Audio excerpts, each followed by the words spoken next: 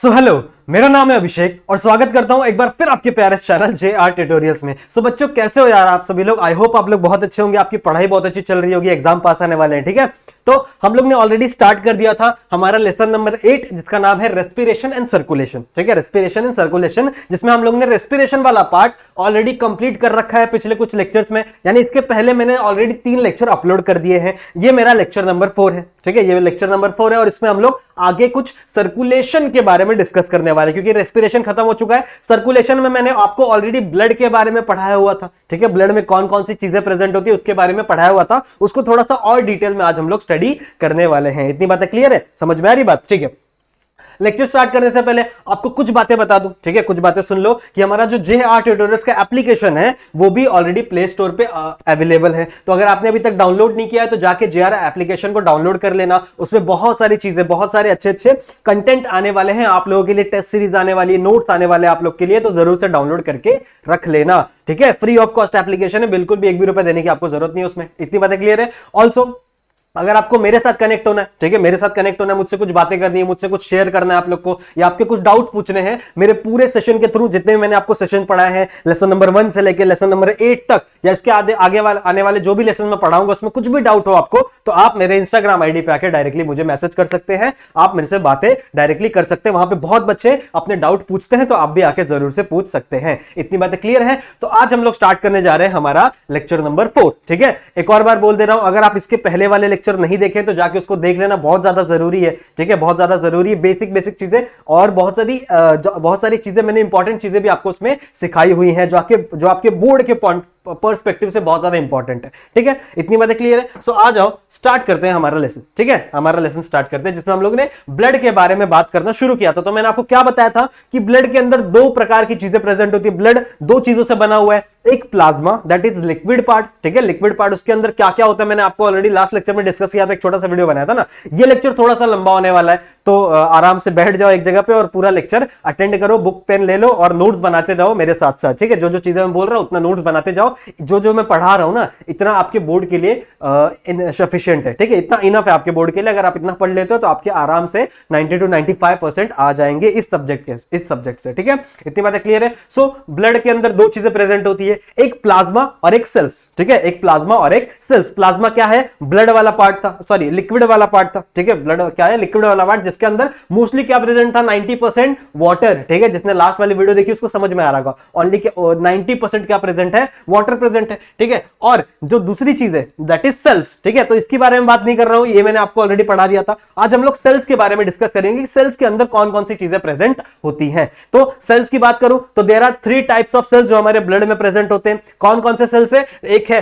Red blood cell, ठीक है, RBC, एक है WBC यानी white blood cell. Generally white होता नहीं है, कलरलेस होता है, लेकिन कलरलेस ब्लड सेल ऐसा तो नाम नहीं रख सकते ना, इसका हम लोग ने नाम रख दिया व्हाइट ब्लड सेल। और एक है प्लेटलेट। RBC को इरिथ्रोसाइट भी कहा जाता है। ठीक है, लिख लो, पूछा जा सकता है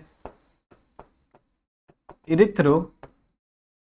ठीक है, इरिथ्रो वर्ड का मतलब होता है रेड, रेड कलर। मैंने आपको ऑलरेडी लास्ट वाले लेक्चर में बताया था, इरिथ्रोसाइट यानी रेड कलर, और साइट का मतलब क्या होता है? सेल। ठीक है, WBC इसको हम लोग ल्यूकोसाइट भी बोलते हैं। ल्यूको मतलब क्या है? White colour. ठीक है, लिम्फ वाला जो वर्ड होता है ना, ल्यूको वाले जो वर्ड्स होते हैं वो जनरली किससे रिलेटेड होते हैं? व्हाइट कलर से रिलेटेड होते हैं। सो इसको हम लोग क्या बोलते हैं? ल्यूकोसाइट्स। और अगर मैं बात करूं प्लेटलेट्स की, उसे हम लोग क्या कहते हैं? थ्रोम्बोसाइट्स। तो एक एक करके हम सारी चीजों को पढ़ेंगे। जनरली ये प्लेटलेट इतना इंपॉर्टेंट नहीं है आपके एग्जाम के लिए।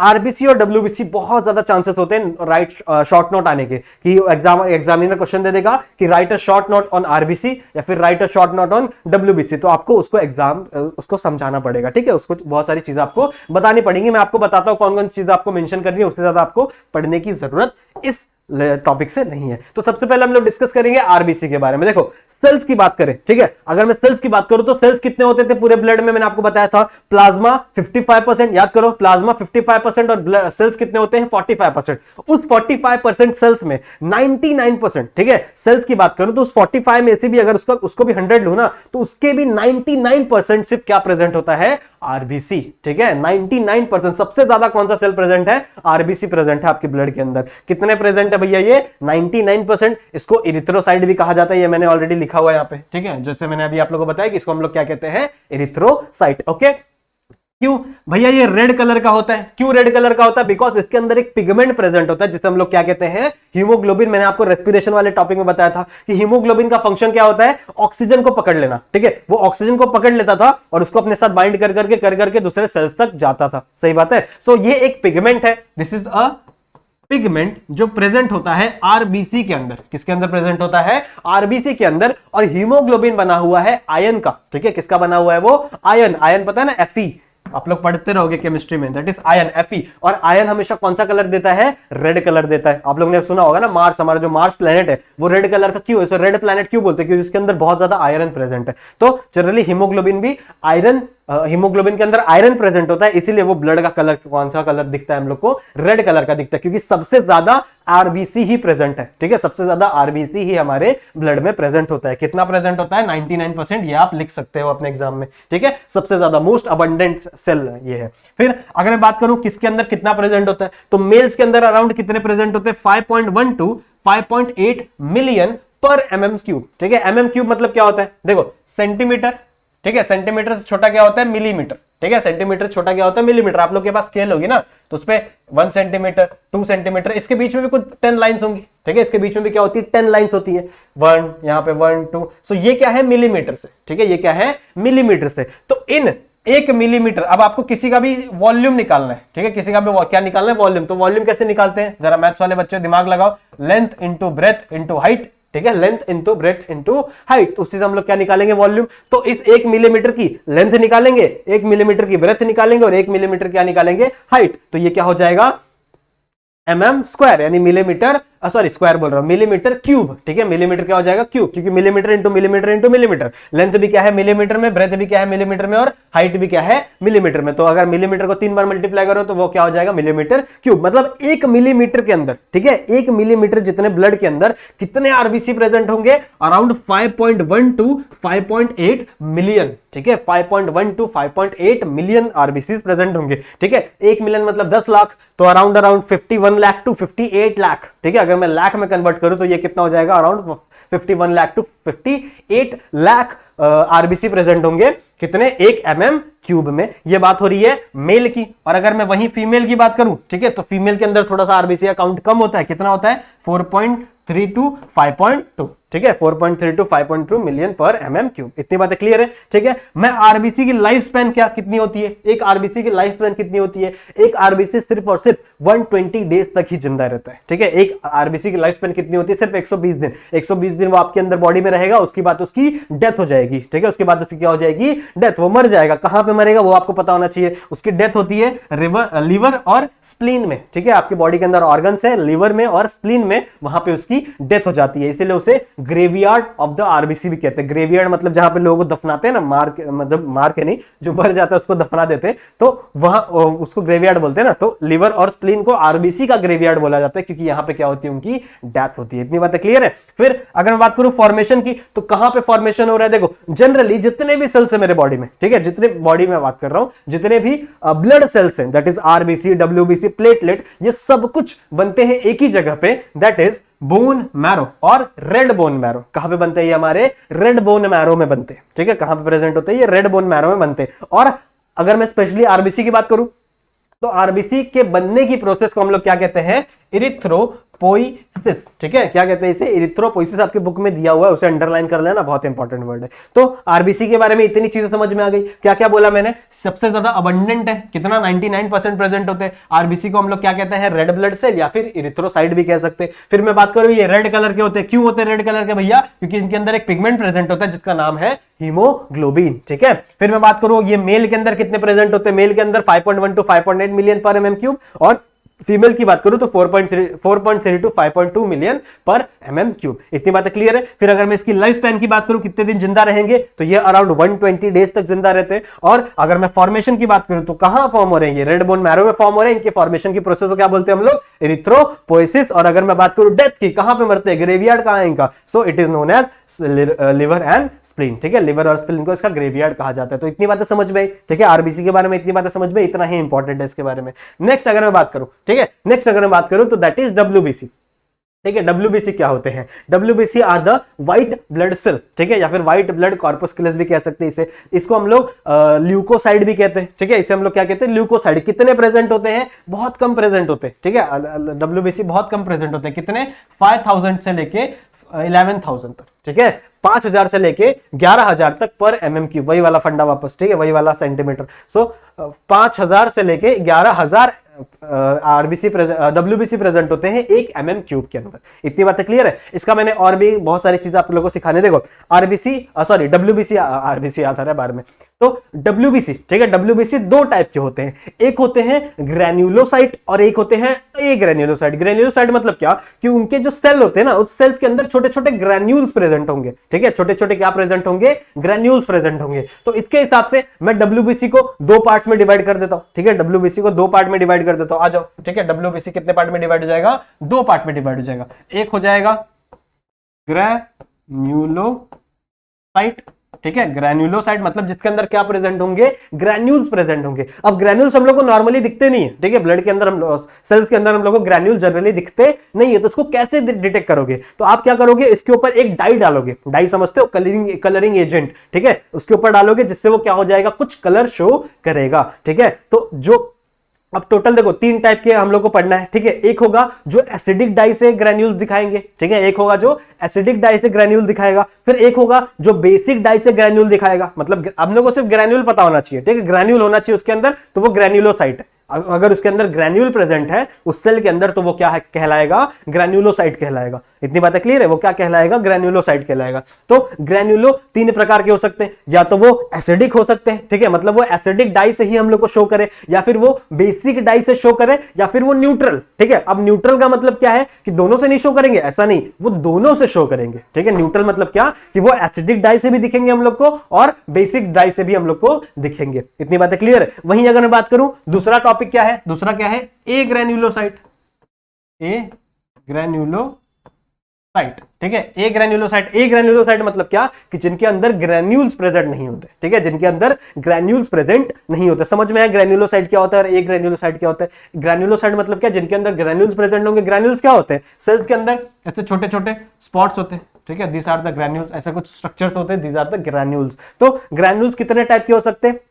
ग्रैन्युलोसाइट की बात करूं तो तीन प्रकार के ग्रैन्युलोसाइट हम लोग को मिलते हैं और दो प्रकार के ए ग्रैन्युलोसाइट, ठीक है। अगर मैं ग्रैन्युलोसाइट की बात करूं तो सबसे पहले हम लोग को मिलेगा जो एसिडिक डाई से स्ट्रेन होगा, ठीक है। तो एसिडिक डाई होता है जिसका नाम है इयोसिन। आप लोग ने सुना होगा कि एक डाई होता है जो एसिडिक डाई है जिसका नाम है इयोसिन। इयोसिन से स्ट्रेन होने वाले जो ग्रैन्युलोसाइट्स होंगे उसे हम लोग क्या कहेंगे? इयोसिनोफिल, ठीक है। एक सेकंड।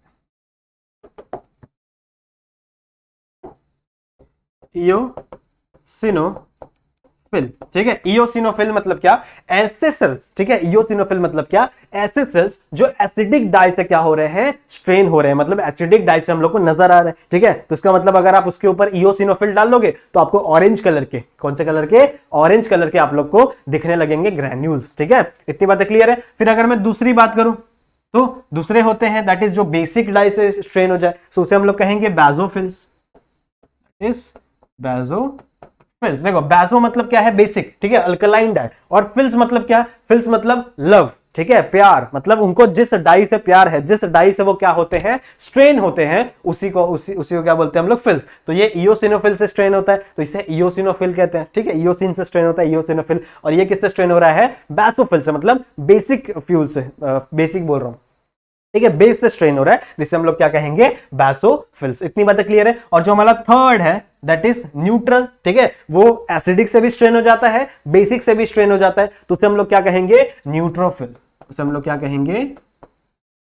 न्यूट्रोफिल, ठीक है। इतनी बातें क्लियर है? मतलब ये एसिडिक वाले से भी स्ट्रेन हो जाएगा, बेसिक वाले से भी स्ट्रेन हो जाएगा, तो इसका हम लोग ने क्या नाम रखा? न्यूट्रोफिल्स, ठीक है। इसे एसिडो बेसोफिल नहीं कहेंगे हम लोग, एसिडो बेसोफिल ऐसा नहीं, इसे हम लोग क्या कहेंगे? न्यूट्रोफिल। मतलब ये एसिड से भी स्ट्रेन हो जाएगा और बेस से भी क्या हो जाएगा? स्ट्रेन हो जाएगा। इतनी बातें क्लियर है? ठीक है, इतनी बातें क्लियर है? अब देखो अगर मैं ए ग्रैन्युलोसाइट की बात करूं तो ए ग्रैन्युलोसाइट दो प्रकार के हैं, ठीक है। ए ग्रैन्युलोसाइट मतलब क्या? ए ग्रैन्युलोसाइट जिनके अंदर ग्रैन्यूल्स प्रेजेंट नहीं होंगे। तो ऐसे दो प्रकार के ग्रैन्युलोसाइट है। एक होता है मोनो जस्ट अ सेकंड, यहाँ पे दिया हुआ है, देखो यहाँ पे मैंने बनाया हुआ है, एक है मोनोसिस्ट और एक है लिम्फोसिस्ट। इस स्ट्रक्चर पे भी आऊंगा मैं, अभी इस स्ट्रक्चर पे भी आऊंगा, ठीक है, समझाऊंगा आप लोग को क्या होते हैं, ठीक है। तो मोनोसिस्ट, ठीक है, मोनोसिस्ट, सिस्ट मतलब क्या, सेल्स, ठीक है, सिंगल सेलुलर। और अगर मैं बात करूं सिंगल सेलुलर नहीं, एक सिंगल सेल को हम लोग कह रहे हैं मोनोसिस्ट कह रहे हैं। अगर मैं बात करूं दूसरे सेल की, तो एक होता है लिम्फोसिस्ट,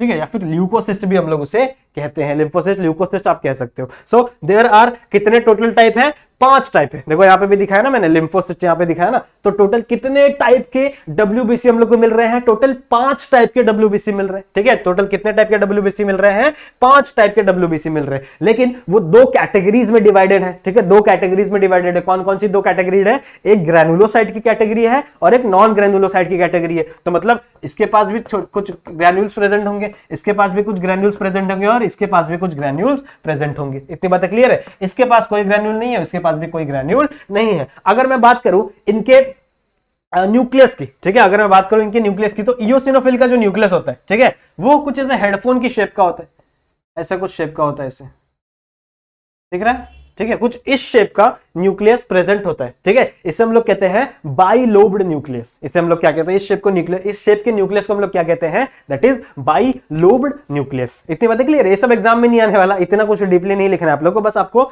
आपकी इंफॉर्मेशन के लिए बता रहा हूं, ठीक है। इसका भी कुछ बाइलोब्ड ही होता है, बट ऐसा स्ट्रक्चर नहीं होता, कुछ ऐसा स्ट्रक्चर होता है, दिख रहा है, ठीक है। It is also known as bilobed, ठीक है, इसे भी बाइलोब्ड ही कहते हैं, ठीक है। तो ये है बेसोफिल का और ये है इयोसिनोफिल का न्यूक्लियस। अगर मैं बात करूं न्यूट्रोफिल का, तो न्यूट्रोफिल इट इज मल्टीलोब्ड, ठीक है, मतलब यहां पे भी एक लोब रहेगा, यहां पे भी एक लोब रहेगा, यहां पे भी एक लोब रहेगा, मतलब इसके मैच्योरिटी के ऊपर है। जब ये नया नया सेल बनता है तो इसके अंदर 2 ही लोब है, जब ये और थोड़ा मैच्योर होता है तो इसके अंदर 3 लोब हो जाते हैं, और आगे जाके मैच्योर होता है तो इसके अंदर कितने लोब हो जाते हैं, 4 से 5 लोब तक बढ़ जाते हैं। तो ये मल्टी लोब्ड है, मतलब इसके अंदर बहुत सारे लोब आते रहते हैं, ठीक है। और अगर आप न्यूट्रोफिल की जब कहानी सुनोगे ना बच्चों, ठीक है, जब आप न्यूट्रोफिल की कहानी सुनोगे तो आपको इसको सैल्यूट करने का मन करेगा, क्योंकि आपके बॉडी में जितने भी वायरसेस अटैक कर रहे हैं, बैक्टीरिया अटैक कर रहे हैं, फॉर एग्जांपल आपकी बॉडी में कट लग गया, ठीक है, मेरे बॉडी में कोई कट लग गया, तो उसके अंदर से जितने भी बैक्टीरिया घुसे, ठीक है, जितने भी वायरसेस घुसे, उससे सबसे पहले अटैक करने कौन जाता है,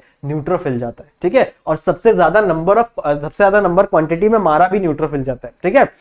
न्यूट्रोफिल की डेड बॉडी हमें कहां देखने मिलती है, जब हमें देखो जब फोड़ा हो जाता है, ठीक है, फोड़ा आपने देखा होगा ना, फोड़े फूल जाते हैं तो उसके अंदर से पस निकलता है, ठीक है, व्हाइट कलर का पस निकलता है। वो पस क्या है, it is a dead body of neutrophils. वो न्यूट्रोफिल्स की डेड बॉडी है, मतलब सबसे पहले लड़ने कौन जाता है, न्यूट्रोफिल्स, और सबसे ज्यादा नंबर में मरता भी कौन है, न्यूट्रोफिल्स। मतलब ये आपके लिए, ठीक है, आपको अच्छे से रखने के लिए, आपको हेल्थी रखने के लिए ये खुद की जान भी दे देता है, ठीक है। सबसे ज्यादा नंबर में भी यही पाया जाता है। डब्ल्यूबीसी की बात करें तो अराउंड 70%, ठीक है, 70% जो डब्ल्यूबीसी है वो क्या है, सिर्फ और सिर्फ न्यूट्रोफिल है, ठीक है, सिर्फ और सिर्फ क्या है, न्यूट्रोफिल है। इतनी बातें क्लियर है, ठीक है, इतनी बातें समझ में आ रही है। अगर मैं मोनोसिस्ट की बात करूं, ठीक है, मोनोसिस्ट की बात करूं तो इसका जो न्यूक्लियस होता है वो कुछ किडनी शेप का होता है, कुछ ऐसा शेप का होता है, ठीक है, कुछ किडनी शेप का न्यूक्लियस होता है। और अगर मैं लिम्फोसिस्ट की बात करूं तो इसका न्यूक्लियस बहुत बड़ा होता है भैया, ठीक है, इसके सेल का अराउंड 80% एरिया इसका न्यूक्लियस ही ले लेता है, तो बहुत बड़ा ये पूरा इसका क्या है, न्यूक्लियस। समझ में आ रही बात। तो इसी का स्ट्रक्चर मैंने यहाँ पे ऑलरेडी बनाया हुआ है, तो यहाँ पे भी देख लो, ये आपके बुक का स्ट्रक्चर है, ठीक है, दिख रहा है। तो ये है हमारा न्यूट्रोफिल, कुछ ऐसा सा यहाँ पे 3 लोब दिखाया हुआ है, ये एक लोब, ये एक लोब, लेकिन जब ये डेवलप होता है, मैच्योर होता है, अभी हम लोग ने पढ़ा ना, तो इसके अंदर और भी लोब्स दिख सकते हैं, ठीक है, और भी हम लोग को लोब देखने के लिए मिलते हैं। और अगर मैं बात करूं बेसोफिल की, तो देखो इसमें इसके अंदर कुछ ऐसा इर्रेगुलर सा स्ट्रक्चर दिख रहा है, ठीक है, ऐसे मैंने बनाया था, तो ऐसे कुछ इर्रेगुलर सा इसके अंदर क्या दिख रहा है, स्ट्रक्चर दिख रहा है। और अगर मैं बात करूं इयोसिनोफिल की, ये देखो हेडफोन की तरह दिख रहा है स्ट्रक्चर, दिख रहा है, ठीक है, ये इसका न्यूक्लियस है। तो ये सब क्या है, इसके न्यूक्लियस दिख रहा है, यहाँ पे न्यूक्लियस लिखा हुआ है, ये देखो, तो इट इज द न्यूक्लियस, ये क्या है, इसका न्यूक्लियस। इतनी बातें क्लियर है, ठीक है। ये है बेसो, ये दोनों, ये दिख रहे हैं, यहाँ पे ये ग्रैन्यूल्स दिख रहे हैं हम लोग को, दिस इज द ग्रैन्यूल, ये ग्रैन्यूल, ये ग्रैन्यूल। सो ये आप लोग को इस कलर के दिख रहे हैं, ये एसिड से स्ट्रेन करने के बाद दिख रहे हैं। अगर मैं बात करूं बेसोफिल की, तो ये बेस से स्ट्रेन करने के बाद दिख रहे। और अगर मैं न्यूट्रोफिल की बात करूं तो न्यूट्रोफिल के अंदर दोनों से स्ट्रेन हो सकता है, ठीक है, एसिड से भी स्ट्रेन हो सकता है और वो बेसिक से भी स्ट्रेन हो सकता है। अगर ऐसा होता कि वो एसिड से भी स्ट्रेन नहीं हो रहा है, बेसिक से भी स्ट्रेन नहीं हो रहा है, मतलब उसके अंदर ग्रैन्यूल ही नहीं होते ना, तो उसको हम लोग ग्रैन्युलोसाइड में कंसिडर ही क्यों करते, वो एक ग्रैन्युलोसाइड में चला जाता। लेकिन इसके अंदर ग्रैन्यूल्स होते हैं और वो एसिड से भी स्ट्रेन हो जाते हैं और बेस से भी स्ट्रेन हो जाते हैं। इतनी बात क्लियर है। अगर मैं बात करूं, ये दोनों है एक ग्रैन्युलोसाइड, ये दोनों एक ग्रैन्युलोसाइड है, ठीक है। इसमें एक है लिम्फोसाइट, लिम्फोसाइट को देखो बड़ा सा न्यूक्लियस है, ये पूरा एरिया इसका न्यूक्लियस ही ले लिया, ठीक है। और अगर मैं मोनोसाइट की बात करूं तो मोनोसाइट में कुछ ऐसा किडनी शेप का इसका न्यूक्लियस प्रेजेंट होता है, ठीक है। इसका जो मेन फंक्शन है, इन सब का जो मेन फंक्शन है वो हम लोग नेक्स्ट वाला जो लेसन है उसमें हम लोग करने वाले, उसमें जो एंटीबॉडी वाला बहुत सारी चीजें ना, उसमें हम लोग चीजें पढ़ेंगे। इनका जो मेन फंक्शन है, उसके बहुत सारे फंक्शन है, वो सारे हम लोग डिस्कस करेंगे इसके नेक्स्ट वाले चैप्टर में। इतनी बातें क्लियर है। तो आई होप आपको WBC भी अच्छे से समझ में आ गया होगा। इतनी बातें क्लियर है। तो जो नेक्स्ट टॉपिक हम लोग को पढ़ना है, ठीक है, नेक्स्ट टॉपिक जो हम लोग को पढ़ना है दैट इज आवर हार्ट, ठीक है। हमें अपने हार्ट के बारे में पढ़ना है, ठीक है। प्लेटलेट्स इतना ज्यादा इंपॉर्टेंट नहीं, हाँ प्लेटलेट का नंबर इंपॉर्टेंट है, कितना नंबर प्रेजेंट होता है, ठीक है, वो जरा सा जान लो। प्लेटलेट के नंबर इंपॉर्टेंट होते हैं। तो ये अराउंड 2.8 लाख से लेके 3.1 लाख, ठीक है, सॉरी हाँ इतना ही है, 2.8 से लेके 3.1 लाख पर mm क्यूब प्रेजेंट होते हैं, ठीक है। प्लेटलेट का आपको सिर्फ नंबर याद रखना है और कुछ भी जानने की जरूरत नहीं है। जितना मैं पढ़ा रहा हूं उतना ही पढ़ो, ठीक है, आपके एग्जाम में बहुत अच्छे मार्क्स आ जाएंगे, ठीक है, ये मेरी गारंटी है। आगे नेक्स्ट डिस्कस करते हैं हम लोग हमारे हार्ट के बारे में, ठीक है। नेक्स्ट हम लोग डिस्कस करेंगे हमारे ह्यूमन हार्ट के बारे में। ह्यूमन हार्ट बहुत इंपॉर्टेंट टॉपिक है और बहुत ही ज्यादा फेवरेट क्वेश्चन होता है ये एग्जामिनर का, तो इसको अच्छे से पढ़ेंगे, अच्छे से समझेंगे, ठीक है। इसी लेक्चर में हम लोग पूरा ह्यूमन हार्ट और पूरा कंडक्टिंग सिस्टम समझने वाले हैं, ठीक है। आ जाओ पढ़ते हैं। तो सबसे पहले इसका लोकेशन पता होना चाहिए कि आखिरकार ये प्रेजेंट कहां पे होता है, ठीक है। तो प्रेजेंट कहां पे होता है, देखो आप लोग को पता है, ठीक है, बहुत बार मैं बताता रहता हूं। ये एक बंदा है, कोई भी बंदा है, ठीक है, कोई भी हंसेगा नहीं मेरे ड्राइंग पे। ये इसकी हाथ है, ठीक है, ये इसके पैर है, समझ रहे हो, ठीक है। ये कोई एक इंसान है, ठीक है, इसका एक हाथ मैंने काट दिया, कोई बात नहीं। तो इसका ये जो बॉडी है, ठीक है, हमारी ये जो बॉडी होती है ना, वो अंदर से ड्रम की तरह खाली होती है, ठीक है, और उसके अंदर बहुत सारे जो ऑर्गन्स होते हैं वो तैर रहे होते हैं। सो ये जो पूरी कैविटी है, ठीक है, मेरे बॉडी के अंदर ये जो कैविटी है, ये वाली पोर्शन, ठीक है, ये पूरा, इसे मैं क्या कहता हूं, बॉडी कैविटी। इसे हम लोग कहते हैं बॉडी कैविटी या फिर इसे हम लोग सीलोम भी कहते हैं, ठीक है। इसे हम लोग क्या कहते हैं, सीलोम या फिर बॉडी कैविटी, ठीक है। इतनी बातें क्लियर है। अब ये बॉडी कैविटी दो पार्ट में डिवाइडेड है, ठीक है। अब ये बॉडी कैविटी दो पार्ट में डिवाइडेड है। कैसे डिवाइडेड है, यहाँ पे एक बीच में ऑर्गन होता है जिसे हम लोग डायफ्राम कहते हैं। अभी मैंने आपको रेस्पिरेटरी सिस्टम में पढ़ाया था डायफ्राम, ठीक है, लंग्स के नीचे होता है ना डायफ्राम। तो वो डायफ्राम क्या करता है, इस बॉडी कैविटी को दो पार्ट में डिवाइड करता है, ठीक है। कितने पार्ट में डिवाइड करता है, दो पार्ट में डिवाइड करता है। तो जो ऊपर वाला पार्ट है दैट इज थोरैसिक कैविटी, इसे हम लोग क्या कहते हैं, थोरैसिक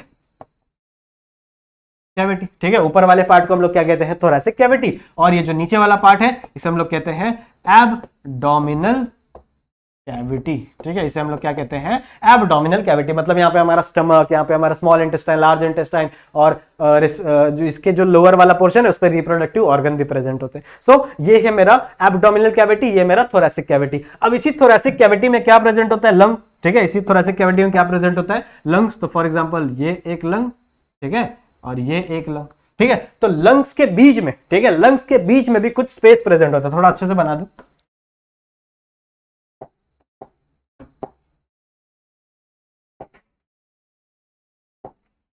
ये देखो, ठीक है, इसमें देखो यहां पे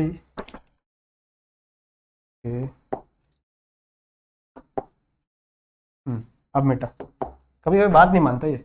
तो ये है मेरा एक लंग, इसको कुछ डब्बे जैसा बना दे रहा हूं, ठीक है, कोई दिक्कत की बात नहीं है। ये एक डब्बा एक लंग और ये एक डब्बा दूसरा लंग, चलेगा, आपने को रेस्पिरेटरी सिस्टम नहीं पढ़ना है। तो इन दोनों के बीच में, ठीक है, दोनों लंग्स के बीच में यहां पे एक स्पेस प्रेजेंट होती है। ये वाली स्पेस दिख रही है, ये वाली स्पेस, इन दोनों के बीच में एक स्पेस प्रेजेंट होती है। इस स्पेस को हम लोग क्या कहते हैं, मीडियास्टिनम, ठीक है। इसे हम लोग क्या कहते हैं, मीडियास्टिनम। क्या कहते हैं, स्पेस को कहां मीडियास्टिनम कहां प्रेजेंट है, दो लंग्स के बीच में, ठीक है, दो लंग्स के बीच में मीडियास्टिनम प्रेजेंट है। और इसी मीडियास्टिनम में हमारा हार्ट रखा हुआ होता है, ठीक है। इसी मीडियास्टिनम में हमारा हार्ट रखा हुआ होता है। यहां पे देखो, यहां बना दूं मैं, ठीक है। और ये थोड़ा सा लेफ्ट की तरफ टिल्टेड होता है, जो हमारा हार्ट है वो थोड़ा सा ऐसे लेफ्ट की तरफ क्या होगा, टिल्टेड होगा, ठीक है। अब आप बोलोगे सर ये राइट है, तो ये आपका राइट है ना, इस बंदे का ये तो लेफ्ट ही है, ठीक है। जैसे मेरा तो ये लेफ्ट है ना, तो ये हार्ट जो होगा वो थोड़ा सा क्या होगा, राइट की तरफ टिल्टेड, सॉरी लेफ्ट की तरफ टिल्टेड होगा, ठीक है। इसलिए हम लोग बोलते हैं ना कि जनरली हमारा हार्ट लेफ्ट में होता है, लेफ्ट में से लेफ्ट में नहीं होता,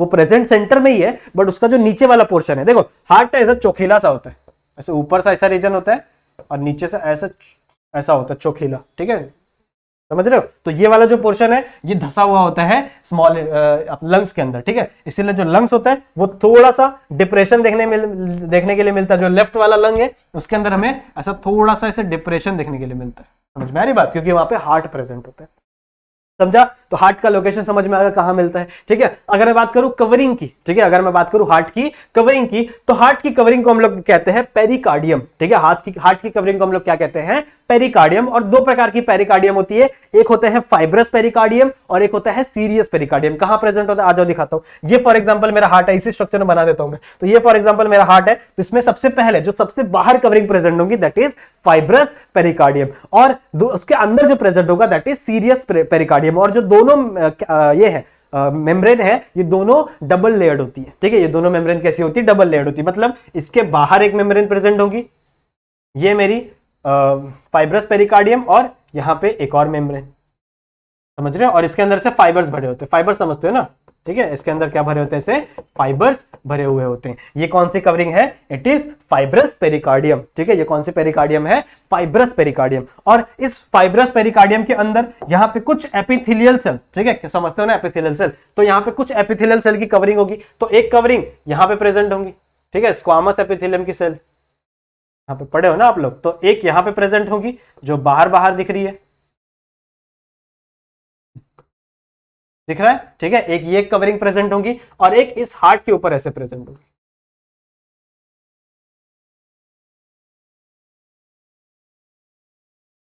दिख रहा है, ठीक है। सो इस कवरिंग को हम लोग क्या कहेंगे, सीरियस पेरिकार्डियम, ठीक है। इस कवरिंग को हम लोग क्या कहेंगे, सीरियस। तो ये दोनों, ये भी डबल लेयर्ड है। सो ये भी दोनों की दोनों मेम्ब्रेन क्या होती है, डबल लेयर्ड, ठीक है। तो मतलब देखो फाइब्रस पेरिकार्डियम भी 2 लेयर्ड की है, और हमारी जो सीरियस पेरिकार्डियम भी वो भी क्या है, 2 लेयर की है। और ये जो सीरियस पेरिकार्डियम है, इसमें आप लोग को दिख रहा होगा ये जगह, ठीक है, ये जो स्पेस दिख रहा होगा, स्पेस के अंदर क्या भरा हुआ होता है, इस स्पेस के अंदर फ्लूइड भरा हुआ होता है। कौन सा फ्लूइड भरा हुआ होता है, इसे हम लोग कहते हैं pericardial fluid, pericardial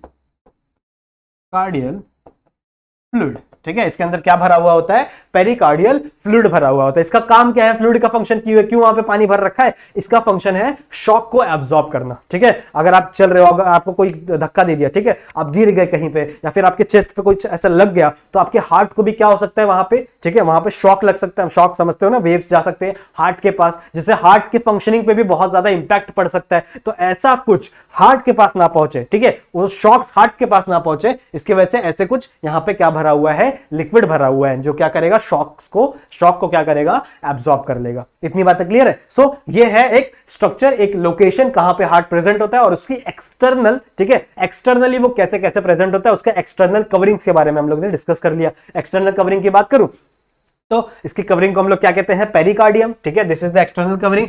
pericardium 2 part में डिवाइडेड है, एक है फाइब्रस पेरिकार्डियम और एक है सीरियस पेरिकार्डियम। दोनों की दोनों लेयर क्या है, डबल लेयर्ड है। सो फाइब्रस पेरिकार्डियम बाहर बाहर प्रेजेंट होगी, ठीक है, जो येलो कलर वाली दिख रही है, it is a fibrous pericardium. और इसके नीचे एक ऊपर के साइड इस फाइब्रस पेरिकार्डियम से यहाँ पे एक चिपकी हुई सेल होगी, ठीक है, एपिथेलियल सेल की, और एक इस हार्ट से चिपकी हुई सेल होगी, इसे हम लोग क्या कहते हैं, सीरियस पेरिकार्डियम। इतनी बातें क्लियर है। और दोनों लेयर के बीच में एक फ्लूइड भरा होगा, जिसे हम लोग क्या कहते हैं, पेरिकार्डियल फ्लूइड। इतनी बातें क्लियर है। सो आई होप आप लोग का एक्सटर्नल स्ट्रक्चर समझ में आ गया होगा।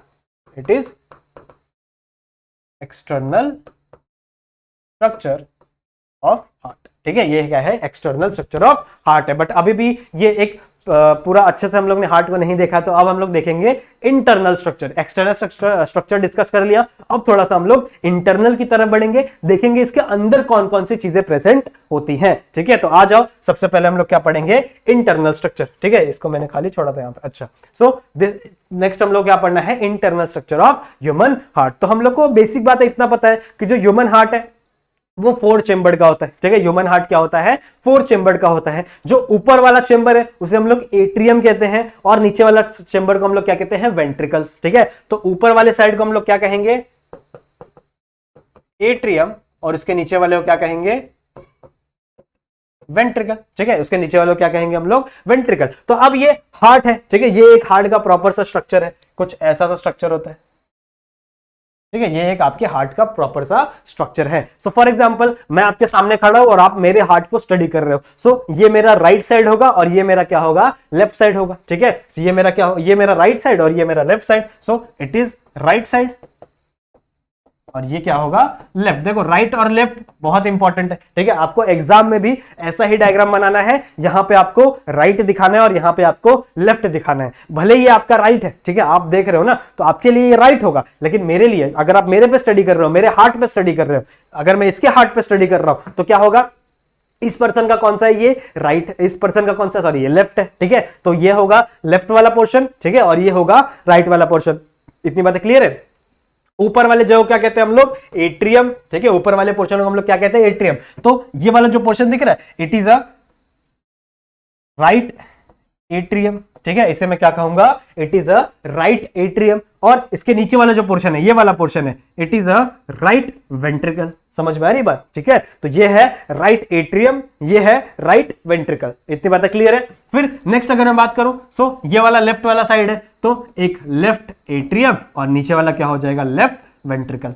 इतनी बातें क्लियर है। ठीक है, ये समझ में आ गया कौन से 4 चैम्बर प्रेजेंट है। So this is the one chamber. ठीक है, ये एक राइट वेंट्रिकल है, तो राइट वेंट्रिकल से यहां से पाइप निकली हुई है। देखो ये पाइप कभी भी कनेक्ट नहीं है एक दूसरे से। ठीक है, ये दोनों पाइप क्या है, एक दूसरे से कनेक्ट नहीं है। समझ में आ रही बात, समझा इतना। सो ये दोनों पाइप एक दूसरे से कनेक्ट नहीं है। ये पाइप कहीं और जा रही है, ये पाइप कहीं और जा रही है, लिखा हुआ है मैंने, अभी आपको समझाऊंगा भी। इतनी बात क्लियर है। सो ये है राइट एट्रियम, राइट वेंट्रिकल, ये है लेफ्ट एट्रियम, लेफ्ट वेंट्रिकल। तो सबसे पहले ब्लड कहां से आता है, सबसे पहले ब्लड आता है बॉडी से। ठीक है, बॉडी से डीऑक्सीजनेटेड ब्लड। ठीक है, बॉडी से कौन सा ब्लड आता है, डीऑक्सीजनेटेड ब्लड, जो कि दिख रहा है यहां पे आ रहा है।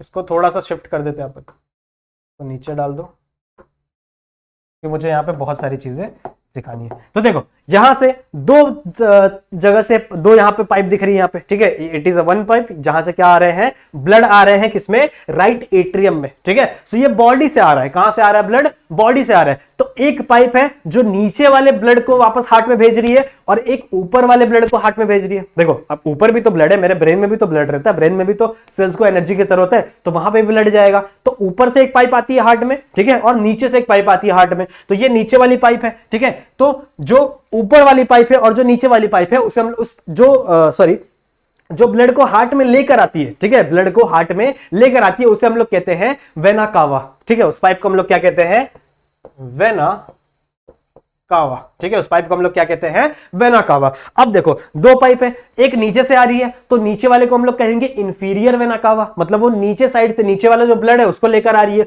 और एक हमारे ऊपर साइड वाला जो पोर्शन है, मतलब हमारा फेस है, हमारा ब्रेन है, ठीक है, इस यहां पे जो पोर्शन दौड़ रहा है, ठीक है, यहां पे जो ब्लड है उसको लेकर आ रही है। सो एक होगा इंफीरियर वेना कावा, एक होगा सुपीरियर वेना कावा। ठीक है, तो लिख सकता हूं, it is inferior vena cava.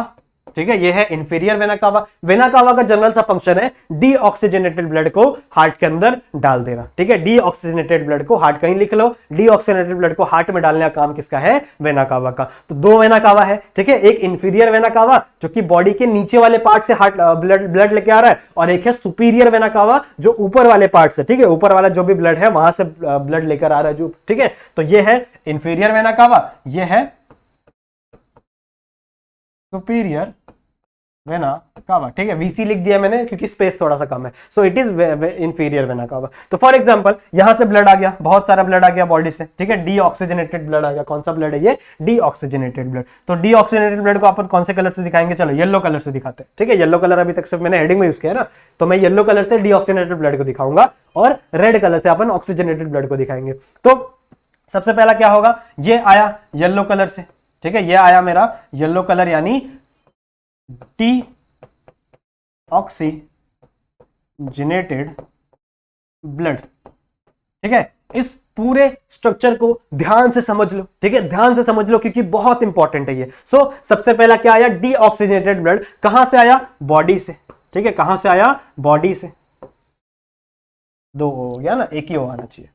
चलो ठीक है, ये कहां से आया, बॉडी से आया। कौन कौन से पाइप से आया है, तो ये आया है सबसे पहले इंफीरियर वेना कावा और सुपीरियर वेना कावा से क्या आ गया, डीऑक्सीनेटेड ब्लड। किसके अंदर आ गया डीऑक्सीनेटेड ब्लड, राइट एट्रियम में। किसके अंदर आ गया, राइट एट्रियम में। और यही डीऑक्सीनेटेड ब्लड फिर किसके अंदर चला जाएगा, राइट एट्रियम पुश कर देगा किसके अंदर, राइट वेंट्रिकल में। ठीक है, वो किसके अंदर पुश कर देगा, राइट वेंट्रिकल में। अब राइट वेंट्रिकल वापस क्या होगा, ऐसे कॉन्ट्रैक्ट होगा। तो जैसे राइट वेंट्रिकल कॉन्ट्रैक्ट होगा, ये डीऑक्सीनेटेड ब्लड कहां चला जाएगा, इस पाइप में चला जाएगा। ठीक है, और ये कहां जाएगा, लंग्स के पास ऑक्सीजनेटेड होने के लिए। अब देखो यहां पे एक सीन है, देखो ये वाला, अगर देखो ये पुश होता है, ठीक है, ये पुश होता है, तो ये ब्लड वापस राइट एट्रियम में भी तो जा सकता है। ठीक है, राइट एट्रियम में भी तो जा सकता है। तो यहां पे हमें कुछ दरवाजे लगाने पड़ेंगे। ठीक है, जिसके वजह से ये दरवाजा, और ये दरवाजे की ओपनिंग सिर्फ एक साइड होनी चाहिए, मतलब ब्लड सिर्फ और सिर्फ राइट एट्रियम से इसमें गिरना चाहिए, वापस ब्लड इसके अंदर नहीं जाना चाहिए। ठीक है, वापस ब्लड इसके अंदर नहीं जाना चाहिए। तो यहां पे कुछ दरवाजे लगे होते हैं। ठीक है, 3 दरवाजे लगे होते हैं, पता होना चाहिए आप लोग को। कितने दरवाजे लगे होते हैं, 3 दरवाजे। अगर मैं राइट साइड की बात करूं, ठीक है, राइट साइड की बात करूं तो कितने दरवाजे लगे हुए हैं, 3 दरवाजे लगे हुए हैं। तो यहां पे 1 दरवाजा, 2 दरवाजा और 3 दरवाजा। ठीक है, ऐसे 3 दरवाजे यहां पे लगे हुए हैं। इस दरवाजे को, ठीक है, वन साइड दरवाजे को हम लोग बायोलॉजिकल टर्म में वॉल्व कहते हैं। क्या कहते हैं इसे हम लोग, वॉल्व। ठीक है, समझ में आ रही बात। अब यहां पे कितने दरवाजे हैं, 3 दरवाजे हैं। तो इसे मैं क्या ट्राइकस्पिड वॉल्व बोल सकता हूं। ठीक है, इसे मैं क्या बोल सकता हूं, ट्राइकस्पिड वॉल्व। यहां पे देखो ये, इसे मैं क्या कहूंगा, इस पूरे स्ट्रक्चर को ट्राइकस्पिड वॉल्व।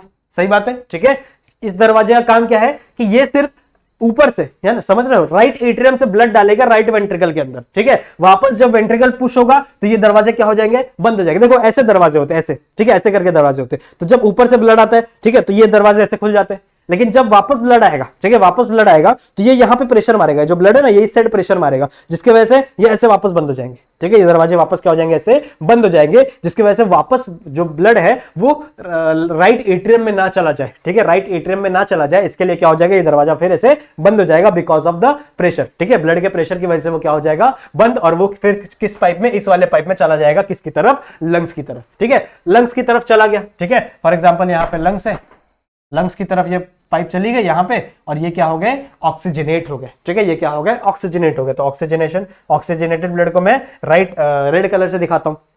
तो अब ये ब्लड आ गया किसके अंदर, अब देखो, अब ये आएगा लंग्स से आया, देखो यहां पे दिख रहा है फ्रॉम लंग्स। ठीक है, ये आई पाइप। अब इस पाइप को क्या कहते हैं, जैसे मैंने इसको वेना कावा कहा, इसे क्या कहा, इसको मैंने, देखो यहां पे वेना कावा कहा ना, superior vena cava, inferior vena cava. तो इन पाइप को क्या कहते हैं, जो लंग्स के पास जा रहे हैं और जो लंग्स के आ रहे हैं। ठीक है, तो इसे हम लोग कहते हैं पल्मोनरी आर्टरी और पल्मोनरी वेन। देखो 2 चीजें आप लोगों को याद रखनी है, हमेशा से 2 चीजें याद रखना, आर्टरी और वेन के केस में।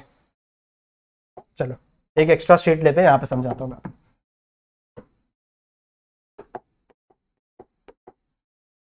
हमेशा याद रखना, आर्टरीज को याद रखो अवे से।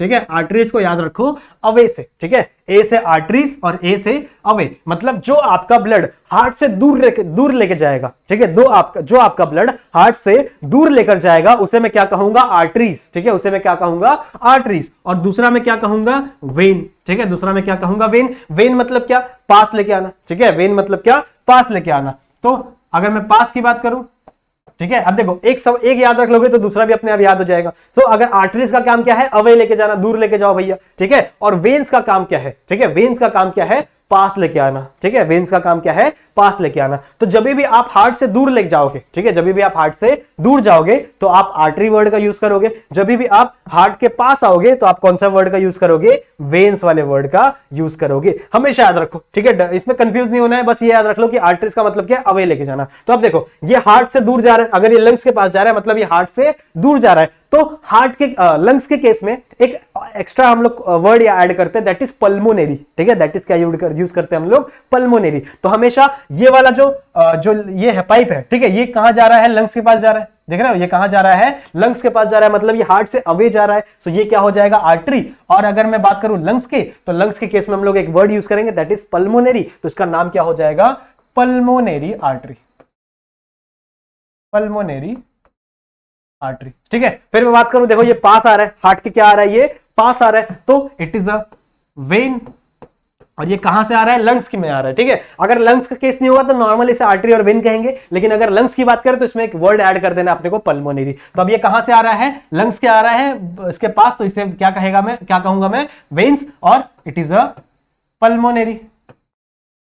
पल्मोनरी क्यों, क्योंकि ये कहां से आ रहा है, लंग्स से आ रहा है। ठीक है, लंग्स का केस आता है तो आपको एक वर्ड ऐड कर देना है, पल्मोनरी, इतना बात याद रखना है। फिर जो हार्ट से दूर जा रहा है दैट इज आर्टरी, और जो हार्ट के पास आ रहा है दैट इज वेन। इतनी बातें क्लियर है। तो इतनी बातें समझ में अभी तक कितनी कहानी पहुंची है मेरी, कि भैया जो मेरा डीऑक्सीजनेटेड ब्लड है वो राइट एट्रियम में, देखो थोड़ा सा खिचड़ी हो गया ना यहाँ पे, लेकिन आपको समझ में आ जाएगा, लिख लेना अपने से। तो राइट एट्रियम में क्या आ गया, ब्लड आ गया मेरा डीऑक्सीजनेटेड ब्लड। ठीक है, फिर वो किसके अंदर गया, राइट एट्रियम में गया। ठीक है, वो किसके अंदर गया, राइट एट्रियम में गया, यहां पे मेरा ब्लड आ गया।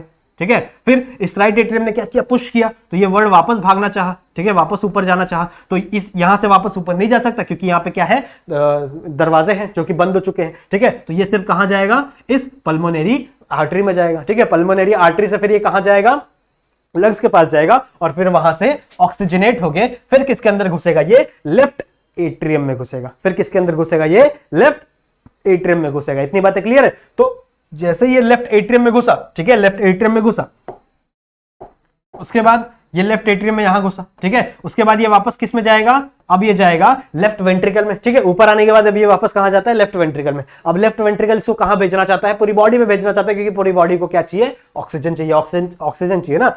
तो ये क्या करेगा, इसको पंप करेगा। अब वापस सेम चीज यहां पे भी क्या होने क्या चाहिए, दरवाजे चाहिए। ठीक है, यहां पे भी क्या चाहिए, दरवाजे चाहिए, जिसकी वजह से ये वापस इसके अंदर ब्लड ना चला जाए। तो यहां पे भी कुछ दरवाजे लगे हुए होते हैं। ठीक है, लेकिन यहां पे सिर्फ 2 दरवाजे लगे हुए, राइट साइड में 3 दरवाजे थे, और यहां पे लेफ्ट साइड में कितने दरवाजे हैं, सिर्फ 2 दरवाजे हैं। ठीक है, इस दरवाजों को, अब यहां पे 2 दरवाजे हैं, यहां पे 3 दरवाजे थे, तो इसको मैंने क्या बोला, ट्राइकस्पिड वॉल। तो यहां पे 2 दरवाजे, तो इसको मैं बाइकस्पिड वॉल बोल सकता हूं। बुरा तो नहीं मानोगे। ठीक है, बाइकस्पिड वॉल, ये क्या हो गया, बाइकस्पिड वॉल, क्योंकि यहां पे कितने दरवाजे हैं, 2 दरवाजे हैं। यहां पे कितने दरवाजे हैं, 3 दरवाजे, इसीलिए मैं इसे क्या कहूंगा,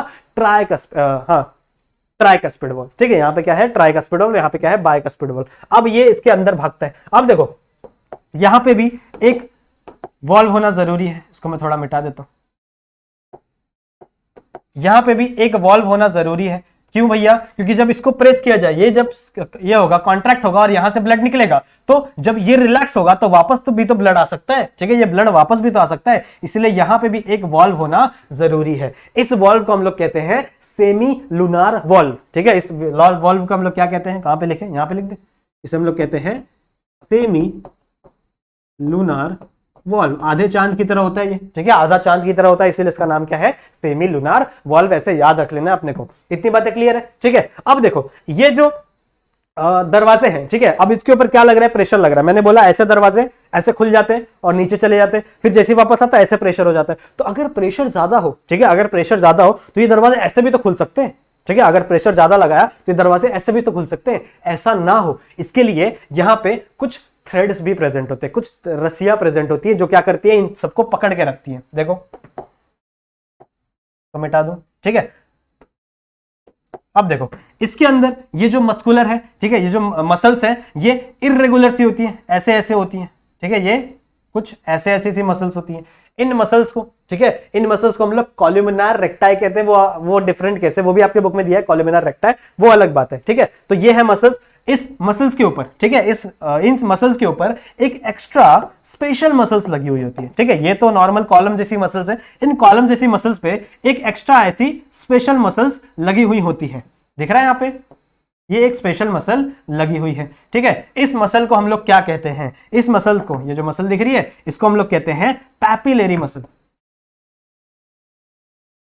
पैपिलेरी मसल, इसे हम लोग क्या कहते हैं, पैपिलेरी मसल। और इस पैपिलेरी मसल से, ठीक है, इस पैपिलेरी मसल से यहां से एक थ्रेड आए हुए रहते हैं और ये इसके ऊपर कनेक्ट हुए रहते हैं। ठीक है, यहां से कुछ थ्रेड निकले रहते हैं और ये क्या करते हैं, इन कस्पिड वॉल्स को क्या कर लेते हैं, पकड़ के रखते हैं, ताकि ये ऐसे ना खुल जाए।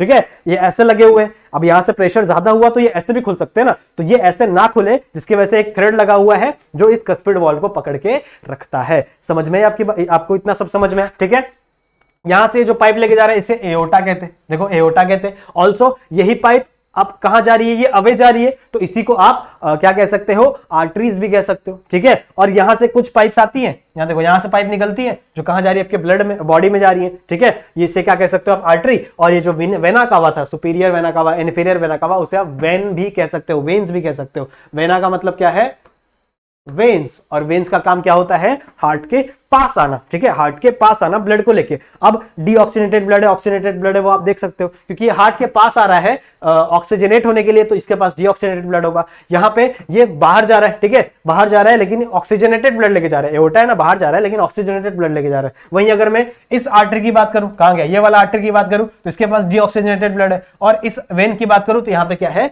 ऑक्सीजनेटेड ब्लड है, क्योंकि यह लंग से आया है लेफ्ट एट्रियम में, ठीक है। समझ में आया, ठीक है, आई होप आपको ये समझ में आ गया होगा। अगर आपको नहीं समझ में आया तो एक बार थोड़ा सा वीडियो पीछे देखो, ठीक है, थोड़ा सा आई गेस 5 या 10 मिनट पीछे कर लेना और वापस से देख लेना, तो आपको और अच्छे से समझ में आ जाएगा। इतनी बातें क्लियर है। सो ये है आपका इंटरनल स्ट्रक्चर ऑफ हार्ट, ठीक है, हमारा इंटरनल स्ट्रक्चर ऑफ हार्ट। तो मैंने यहाँ पे आपका डायग्राम भी लाया है, ठीक है, कहाँ गया, हाँ, ये आपके बुक में ये वाला डायग्राम दिया हुआ है। सो ये डायग्राम आपको समझ में आ जाना चाहिए, ठीक है। और आपको अगर आप एग्जाम में ऐसा डायग्राम बनाते हो जैसा मैंने बनाया था, ठीक है, ऐसा डायग्राम बनाओगे तो भी चलेगा, बस मेरी जितनी खिचड़ी मत पका देना, सब जो नाम है थोड़ा अच्छे से लिखना, ठीक है। मैं यहाँ पे स्पेस नहीं रहता ना मेरे लिए, तो मैं यहाँ पे थोड़ी इधर उधर लिख लेता हूँ, ठीक है। इसका स्क्रीनशॉट भी ले सकते हो आप, अपने बुक में भी ड्रॉ जरूर से करना और इसकी प्रैक्टिस जरूर से करना। डायग्राम्स की जितनी आप प्रैक्टिस करोगे उतना आपके लिए वो क्या है, बेटर है, उतने आपको चीजों को ज्यादा याद रहेगा। तो 4 से 5 बार, 6 बार, 10 बार इसको जरूर से बनाना अपनी बुक में, तभी आपको एग्जाम में ये याद रहेगा, ठीक है।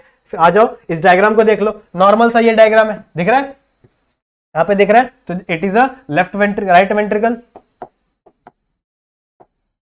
अच्छा, देख लो, इसको भी समझ लो, ठीक है। ये है आपका राइट वेंट्रिकल, ठीक है, ये आपका इंफीरियर वेना कावा, देखो इंफीरियर वेना कावा यहाँ पे नीचे से दिखा रहा है, और ये आपका सुपीरियर वेना कावा, मतलब ये ऊपर वाला जो ब्लड लेके आ रहा है, ठीक है, अपर साइड से जो ब्लड लेके आ रहा है आपके ऊपर बॉडी से, वो क्या है, सुपीरियर वेना कावा। आपके इंफीरियर मतलब नीचे वाले बॉडी से जो ब्लड आ रहा है, that is inferior vena cava से आ रहा है। समझ में आ रही है बात। इट इज राइट एट्रियम, दिख रहा है, ये आपका राइट एट्रियम है, ये वाला पोर्शन, ठीक है, और ये आपका राइट वेंट्रिकल है, दिख रहा है यहाँ पे, ठीक है, ये आपका राइट वेंट्रिकल ये वाला, और ये आपका राइट एट्रियम। इतनी बातें क्लियर है, ठीक है। आई होप आपको डायग्राम अच्छे से दिख रहा होगा। फिर यहाँ पे देखो, ये है ट्राइकस्पिड वॉल, अब इसमें इतना अच्छे से नहीं दिया है, बट ये है ट्राइकस्पिड वॉल, ठीक है। और इसके नीचे यहाँ पे क्या प्रेजेंट है, पैपिलरी मसल, देख रहे हो, ये पैपिलरी मसल है, कुछ स्पेशल मसल्स होती है, दिख रहा है यहाँ पे, ये दीज ये जो मसल्स है ना, these are the papillary muscle. कहां लिखा है, यहाँ पे देखो, पैपिलरी मसल, ठीक है। फिर ये जो ऐसे ऐसे दिख रहा है, ये मसल, ये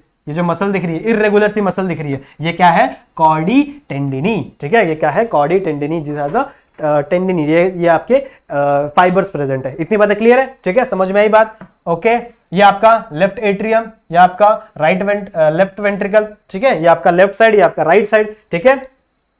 इंट्रावेंट्रिकुलर सेप्टम, इंट्रावेंट्रिकुलर सेप्टम मतलब क्या होता है, सेप्टम मतलब क्या होता है, किसी भी चीज के स्पेस को, ठीक है, किसी भी चीज के बीच के स्पेस को हम लोग क्या कहते हैं, सेप्टम। तो ये स्पेस कहां प्रेजेंट है, देखो, ये है वेंट्रिकल, ये भी क्या है, वेंट्रिकल। तो दो वेंट्रिकल के बीच के स्पेस को आप क्या कहोगे, इंट्रावेंट्रिकुलर सेप्टम, ठीक है। अगर वहीं मैं बात करूं, अगर वेंट्रिकल, एट्रियम और वेंट्रिकल के बीच में कोई सेप्टम प्रेजेंट हो, यहां पे मैं अच्छे से बना के दिखाता हूं आप लोग को। For example, this is our heart, ठीक है, यहां पे हमारा एट्रियम, यहां पे हमारा क्या है, वेंट्रिकल। सो ये मेरा 2 एट्रियम, ये मेरा राइट एट्रियम, ये मेरा राइट वेंट्रिकल, ये मेरा लेफ्ट एट्रियम, और ये मेरा लेफ्ट वेंट्रिकल। सही बात है, ठीक है। तो अगर मेरा एट्रियम और वेंट्रिकल के बीच में जो स्पेस प्रेजेंट होगा, उसे मैं क्या कहूंगा, एट्रियो वेंट्रिकुलर सेप्टम। सेप्टम का मतलब होता है स्पेस, तो एट्रियो वेंट्रिकुलर सेप्टम मतलब क्या है, वो एट्रियम और वेंट्रिकल के बीच में सेप्टम प्रेजेंट है। अगर मैं बात करूं 2 वेंट्रिकल्स के बीच में जो खाली जगह प्रेजेंट है, उसे मैं क्या कहूंगा, इंटरवेंट्रिकुलर, मतलब 2 वेंट्रिकल्स के बीच में क्या प्रेजेंट है, सेप्टम, मतलब जगह प्रेजेंट है, दैट इज इंटरवेंट्रिकुलर सेप्टम। वहीं अगर एट्रियम के बीच में जगह प्रेजेंट है, सो इट इज इंटर, क्या बोलोगे, बताओ, वेंट्रिकल है ना, यहां पे वेंट्रिकल था, तो यहां पे क्या हो जाएगा, इंटर एट्रियोक्युलर स्पेक्ट्रम। इतनी बातें क्लियर है, समझ गया, कुछ नहीं है। फिर ये left pulmonary vein, left pulmonary artery, या तो ये तो मैंने आप लोगों को समझा दिया, ठीक है। राइट पल्मोनरी आर्टरी, ये है पल्मोनरी वॉल्व, ठीक है, opening of superior vena cava, यहाँ पे सुपीरियर वेना कावा है, ठीक है, जिससे क्या हो रहा है, यहाँ पे चीजें आ रही हैं, समझ रहे हो, ठीक है। इतनी बातें क्लियर है। सो आई होप आपको ये वाला स्ट्रक्चर भी इजीली समझ गया होगा। यहाँ पे देखो बाइकस्पिड दिया हुआ है। अच्छा, बाइकस्पिड का एक और नाम होता है, दैट इज माइटल माइट्रल, ठीक है, इसको याद रख लेना, बहुत इंपॉर्टेंट है माइट्रल। इतनी बातें क्लियर है, ठीक है, माइट्रल समझ में आ गया, ओके, बहुत अच्छी बात है।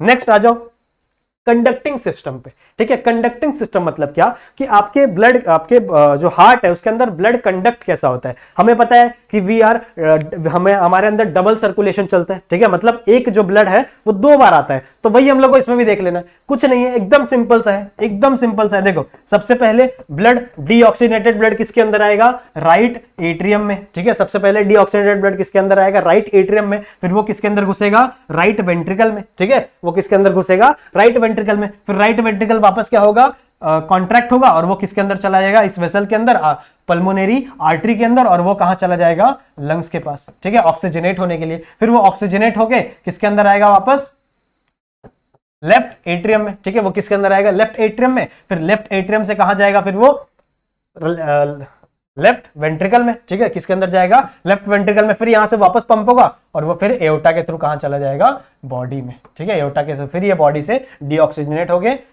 ये बॉडी से वापस डीऑक्सीजनेट हो गए, वापस वो किसमें घुसेगा, राइट एट्रियम में। तो जनरली यही है कंडक्टिंग सिस्टम। अगर आपको कंडक्टिंग सिस्टम आता है एग्जाम में तो ये एक डायग्राम बना देना, ठीक है, ये डायग्राम बनाना, या फिर एकदम सिंपल डायग्राम बना देना ऐसा, ठीक है, ऐसा डायग्राम बना देना, स्क्वायर, ठीक है, 4 साइड बना देना, इसमें right atrium, right ventricle, left atrium, left ventricle, ठीक है, और यहां पे दिखा देना लंग्स, और यहां पे दिखा देना आपकी बॉडी, ठीक है। इसके बाद कैसे करोगे आप, सबसे पहले आपके बॉडी का डीऑक्सीजनेटेड ब्लड इसमें घुसा, ठीक है, फिर ये किसके अंदर, ये इसके अंदर किसके डाला, राइट वेंट्रिकल में डाला, फिर ये राइट वेंट्रिकल से कहां गया, लंग्स में, फिर लंग्स से ये कहां आया, लेफ्ट एट्रियम में आया, फिर लेफ्ट एट्रियम में किसमें डाला, लेफ्ट एट्रियम ने किसमें डाला, लेफ्ट वेंट्रिकल में, और फिर लेफ्ट वेंट्रिकल से किसमें चला गया, ये वापस बॉडी में चला गया, ठीक है। तो ये एक जनरल सा स्ट्रक्चर है, आपको ये डायग्राम बनाना है और साथ में थोड़ा सा एक्सप्लेनेशन लिखकर दे देना है, आपको 4 से 5 मार्क्स इसके मिल जाएंगे। इतनी बातें क्लियर है,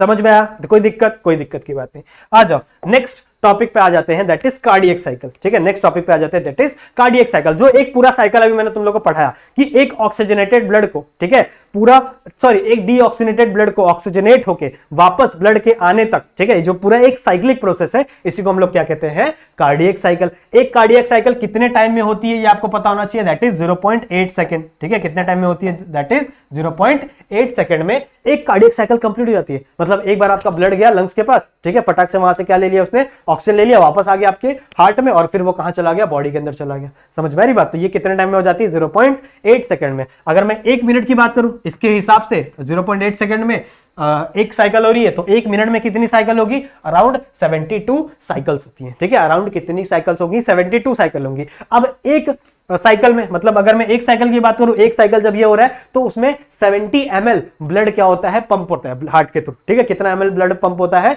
70 ml। तो अगर मैं बात करूं 1 मिनट में कितना ये होगा, ब्लड पंप होगा, तो मैं कैसे निकालूंगा, 1 मिनट में कितना ब्लड पंप हो रहा है वो कैसे निकालूंगा, तो जनरली इसको मैं मल्टीप्लाई कर दूंगा, 70 ml को मल्टीप्लाई कर दूंगा कितने टाइम से, 72 टाइम से, तो आंसर आएगा अराउंड 5020 ml, ठीक है, आंसर कितना आएगा, अराउंड 5020 ml, मतलब अप्रॉक्स 5 लीटर, ठीक है, अप्रॉक्स कितना हो जाएगा ये, 5 लीटर। और आपको एक बात और बता दूं कि हमारे बॉडी के अंदर 5 लीटर ही ब्लड होता है, मतलब 1 मिनट में मेरी पूरी बॉडी का ब्लड हार्ट के थ्रू जाकर आ जाता है। समझ में आ रही बात, मतलब 1 मिनट में देख रहे हो कितनी सारी कमाल चीजें हो रही है। तो 1 मिनट में कितना ml ब्लड, ये इस चीज को, ठीक है, ये जो 5 लीटर है ना, इसको हम लोग कहते हैं कार्डियक आउटपुट, ठीक है, तो हम लोग क्या कहते हैं, कार्डियक आउटपुट, ठीक है, समझ में आया कार्डियक आउटपुट क्या होता है, ठीक है। एग्जाम में आ सकता है कार्डियक आउटपुट कितना होता है हार्ट का, तो आपको पता होना चाहिए 5020 ml, या फिर आप 5 लीटर भी लिख सकते हो, एकदम करेक्ट है, ठीक है, समझ में आ गया। ये छोटा सा कंसेप्ट था, एकदम सिंपल सा कंसेप्ट था, ठीक है। जो कॉन्ट्रैक्शन होता है उसे सिस्टोल कहते हैं, जो रिलैक्सेशन होता है उसे डायस्टोल कहते हैं, तो सिस्टोल और डायस्टोल, ठीक है, लब डब चलता रहता है ना, सिस्टोल डायस्टोल, जो हमारे दिल कॉन्ट्रैक्ट होता रहता है, रिलैक्स होता रहता है। समझ में आ रही बात। तो ये पूरा एक कार्डियक साइकिल है, ठीक है। और अगर मैं बात करूं तो ब्लड प्रेशर क्या होता है, देखो बहुत ही सिंपल सा टॉपिक है ब्लड प्रेशर, इसके ऊपर कभी कभी एक मार्क्स का डेफिनेशन पूछ दिया जाता है ब्लड प्रेशर क्या होता है। So blood pressure is exerted by the blood on the wall of vessels, ठीक है, ब्लड वेसल जिसमें वो तैर रहा है, ठीक है, उस वॉल पे, ठीक है, ब्लड वेसल्स जिसके अंदर वो ब्लड घूम रहा है, वो ब्लड उस वॉल पे जितना प्रेशर लगा रहा है, ठीक है, जितना क्या लगा रहा है, प्रेशर लगा रहा है, उसी को मैं क्या कहूंगा, ब्लड प्रेशर। और एक नॉर्मल ब्लड प्रेशर कितना होता है एक पर्सन का, अराउंड 120 to 80, ठीक है। जब भी आप डॉक्टर के पास जाते हो ना, तो डॉक्टर आपका ब्लड प्रेशर मेजर करता है, उसके पास एक मशीन होती है, देखा आपने, वो आपके हाथ पे लगाता है और फिर उसको क्या कर देता है, फुला देता है, ठीक है, जिससे आपका हाथ एकदम ऐसे कंट्रैक्ट हो जाता है, ठीक है। फिर उसके बाद वो धीरे से रिलीज करता है, धीरे से रिलीज करता है और आपका ब्लड प्रेशर मेजर कर लेता है। अब ये होता कैसे, उस मशीन को क्या कहते हैं, वो भी आपके बुक में दिया हुआ है, उस मशीन को हम लोग कहते हैं स्पिग्मोमैनोमीटर, ठीक है। देखो डायग्राम स्ट्रक्चर लेकर आया हूं मैं आपके लिए, ये ऐसा कुछ मशीन दिखता है, आप लोगों ने देखा होगा, जब आप डॉक्टर के पास जाओगे, मैं चाहता तो नहीं आप कभी जाओ, ठीक है, फिर भी अगर आपको अभी सर्दी जुकाम हो गया तो आप वहां पे जाओगे तो उसका ऐसा कोई मशीन होता है, ठीक है, जिसमें ये वाला जो ये दिख रहा है, ये पट्टे जैसा, ठीक है, ये क्या करेगा, आपके बॉडी जो आपका आर्म है, ठीक है, उसके ऊपर क्या करेगा, लपेटेगा और इस मशीन से क्या करेगा, उसके अंदर एयर फिल कर देगा, ठीक है, उसके अंदर क्या फिल कर देगा, एयर फिल कर देगा। अब जैसे ही उसके अंदर उसने एयर फिल कर दिया तो आपका जो ब्लड फ्लो है वो क्या हो गया, रुक गया, ठीक है, आपका ब्लड फ्लो क्या हो गया, रुक गया। फिर धीरे से क्या करेगा, वो रिलीज करेगा, जैसे ही धीरे से रिलीज किया, आपका जो ब्लड फ्लो रुका हुआ है ना, वो एकदम प्रेशर से क्या होगा, आगे जाने लगेगा। वो प्रेशर मेजर करेगा वो सबसे पहले, और वो प्रेशर होता है अराउंड 120, ठीक है, वो प्रेशर मेजर करेगा, वो प्रेशर अराउंड कितना होता है, 120 मिनिमम, एवरेज, ठीक है, हम लोग बोल सकते हैं एवरेज बोल सकते हैं, फिर नॉर्मल बोल सकते हैं, दैट इज 120, वो एकदम स्पीड वाला प्रेशर। फिर उसके बाद धीरे धीरे वो प्रेशर क्या हो जाएगा, कम हो जाएगा, और जो कम मतलब धीरे धीरे प्रेशर आपका कम हो जाएगा और धीरे धीरे प्रेशर क्या हो जाएगा, एकदम नॉर्मल हो जाएगा। तो वो नॉर्मल कितना होना चाहिए, अराउंड 80। इसीलिए हम लोग क्या कहते हैं, हमारा नॉर्मल ब्लड प्रेशर क्या होना चाहिए, 120/80, ये हमारा नॉर्मल ब्लड प्रेशर होना चाहिए। समझ में आया स्पिग्मोमैनोमीटर कैसे वर्क करता है, ठीक है। सबसे पहले क्या किया है, इसको बांध दिया, एकदम टाइट बांध दिया, जिसकी वजह से क्या हो गया कि जो ब्लड फ्लो है, वो नीचे जाने वाला जो ब्लड है वो क्या हो गया, रुक गया, अब ब्लड नहीं जा पा रहा है, ठीक है। अब डॉक्टर क्या करेगा, उस हवा को जो उसके अंदर उसने एयर भरा है ना, उसको धीरे से रिलीज करेगा। जैसे ही रिलीज करेगा, आपका जो ब्लड है वो एकदम तेजी से भागने लगेगा, क्योंकि यहाँ पे बहुत सारे ब्लड जमा हो गया ना, तो प्रेशर ज्यादा हो गया, तो एकदम प्रेशर लगा के क्या होगा, वो भागने लगेगा। उस प्रेशर को सबसे पहले इस मशीन पे, यहाँ पे देखो, यहाँ पे से नोट डाउन किया जाता है, यहाँ पे, ठीक है। तो सबसे पहला सबसे मैक्सिमम प्रेशर नोट डाउन करेगा, वो कितना होगा, एवरेज पर्सन का, एक नॉर्मल पर्सन का कितना होगा, 120, ठीक है, 120 होना चाहिए। उसके बाद वो जैसे ही प्रेशर, देखो पहले पहले एकदम तेज प्रेशर लगा, फिर धीरे धीरे क्या हो जाएगा, आपका ब्लड प्रेशर कम होता जाएगा, कम होता जाएगा, और एक टाइम आएगा जिसमें आपका ब्लड प्रेशर कांस्टेंट हो गया, उसके नीचे वो जा नहीं रहा है, ठीक है। वो कितना होना चाहिए एक हेल्थी पर्सन का, अराउंड 80। तो आपका ब्लड प्रेशर कितना होना चाहिए, अराउंड 120 to 80। इतनी बातें समझ में आ गई, ठीक है। एक टॉपिक और है, दैट इज इलेक्ट्रोकार्डियोग्राम, ठीक है। इलेक्ट्रोकार्डियोग्राम का वही बहुत इंपॉर्टेंट टॉपिक है, उसके ऊपर बहुत सारे क्वेश्चन आते हैं, लेकिन वो वाला जो टॉपिक है ना, वो मैं आपको रिवीजन वाले लेक्चर में करवाऊंगा, ठीक है। जब मैं आपका रिवीजन लेक्चर लूंगा, आपको पता है कि हमारे जनवरी में रिवीजन लेक्चर स्टार्ट होने वाले, ठीक है, लाइव रिवीजन चालू होने वाले, तो उस टाइम पे मैं आपको इलेक्ट्रोकार्डियोग्राम पढ़ाऊंगा, क्योंकि वो बहुत इंपॉर्टेंट टॉपिक है, और मैं चाहता हूं कि आपको लास्ट मोमेंट पे पढ़ाऊं, ताकि आपको एग्जाम तक चीजें याद रहे, ठीक है। तो वो एक छोटा सा टॉपिक है, 5-10 मिनट का टॉपिक है, वो आपको समझ में आ जाएगा, ठीक है। उसके बाद आपको इस लेसन से और ज्यादा कुछ पढ़ना नहीं है, इतना ही आपके लिए इनफ होगा पढ़ने के लिए, ठीक है। समझ में आया? तो आई होप आपको ये सब कुछ समझ में आ गया होगा, जितनी भी चीजें मैंने आपको आज पढ़ाई वो आपको एकदम क्लियर हो गई होंगी, ठीक है। तो अगर आपको सब अच्छे समझ में आ गया तो मुझे इंस्टाग्राम पे मैसेज जरूर से कर देना कि सर हमें अच्छे समझ में आ गया, किसी और से नहीं समझ रहा था, लेकिन आपने हमें बहुत अच्छे से समझा दिया। तो वीडियो को लाइक जरूर से कर देना, ठीक है। चैनल नए हो तो चैनल को सब्सक्राइब कर लो, और इसके पहले वाले जो वीडियोस है उसको भी देख लो, पहले वाले लेसन भी देख लो फटाफट करके, क्योंकि एग्जाम बहुत ही ज्यादा नजदीक आ चुकी है। तो मिलते हैं किसी नेक्स्ट वीडियो में, तब तक के लिए कीप स्टडिंग।